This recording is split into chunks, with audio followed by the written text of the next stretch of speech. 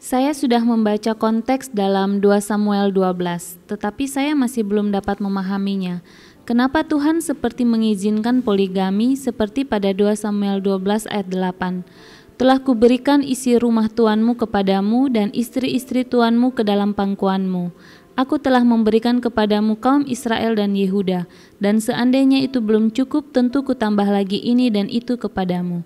Saya yakin bahwa Tuhan tidak pernah pelin-pelan. Bagaimana memahami ayat ini?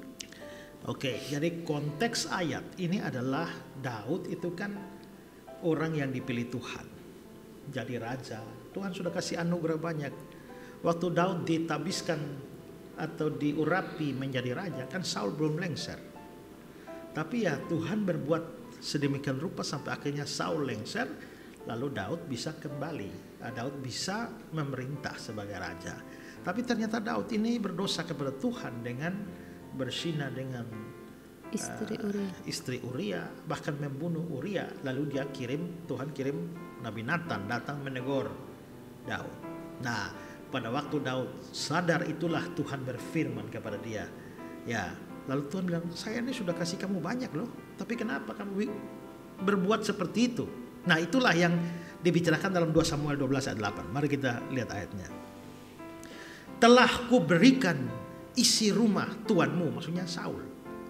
Telah kuberikan isi rumah tuanmu kepadamu. Jadi dengan harta Saul itu sudah kasih kamu semua. Dan istri-istri tuanmu ke dalam pangkuanmu. Istri-istri Saul juga dikasih pada kamu. Aku telah memberi kepadamu kaum Israel dan Yehuda, satu bangsa itu kasih kamu. Dan seandainya itu belum cukup, telah kutambah lagi ini dan itu padamu. Nah, kata-kata yang bergaris bawah itu tetap di ayatnya, ya. Telah kuberikan isi rumahmu dan istri-istri tuanmu ke dalam pangkuan. Berarti istri-istrinya Saul diberikan kepada Daud. Ya, ke dalam pangkuanmu. Nah, maka ini kesannya Tuhan mengizinkan Daud itu punya istri banyak. Tuhan izinkan poligami. Ya. Nah, apakah memang seperti itu? Tidak. Inilah yang kita bilang ini penting sekali untuk memahami ya latar belakang, budaya dan lain sebagainya. Karena kalau ayat-ayat itu dibaca begitu saja, ya memang akan kelihatan aneh ya. Tapi kita harus membaca teks itu dalam kacamata budaya Oriental. Oriental itu timur, budaya timur. Pada waktu itu kebudayaannya adalah kebesaran seorang raja itu ditentukan oleh luas kerajaannya, ya, bala tentaranya sekuat apa, kekayaannya, dan berapa banyak istri. Itu budaya Oriental, gitu ya. Ya. Kalau sekarang cari tahu kaya atau tidak lihat dari berapa banyak mobil atau berapa banyak rekening kan. Ya. Tapi zaman Ayub itu dinilai berapa banyak binatang. Punya sapi berapa, lembu, kambing, domba kan berapa. Hitungnya dari situ. Nah, raja-raja pada waktu itu juga pertama luas kerajaannya berapa banyak. Bala tentaranya sekuat apa. Kekayaannya bagaimana. Lalu istrinya berapa banyak. Nah, gitu budayanya waktu itu. Ya, jadi kalau saya jadi raja tapi istrinya cuma satu, itu kebesaran saya itu diragukan. Maka saya harus punya istri banyak. Itu di atas kertas saja. Tidak berarti bahwa saya harus berhubungan seks dengan istri sebanyak itu, tidak. Bahkan mungkin saya tidak kenal. Itulah yang dilakukan oleh Salomo. Ya, punya istri dan gundik sampai 1000. Oh, saya pikir, ini ada bilang ini Salomo ini orang gila seks ini. Bayangkan kalau satu hari tidur dengan satu, ya itu 1000 orang. Itu 3 tahun lebih baru kembali ke istri yang pertama itu. Ya, pasti Daud juga tidak kenal itu istri-istri sampai Salomo begitu banyak. Ya, tapi bukan urusan seks.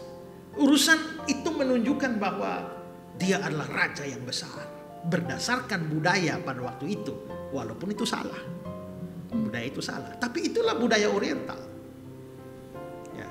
Dan itu budaya yang kental. Nah, dan apabila Raja A menaklukkan Raja B, maka semua punya Raja B harus punya Raja A. Kerajaannya diambil. rakyatnya diambil, hartanya diambil, sekalian dengan istri-istrinya. Soal istrinya nanti dikawini atau tidak, atau di hubungan seks atau tidak, tapi statusnya sebagai milik, sebagai selir, sebagai gundik, itu tetap di atas kertas begitu.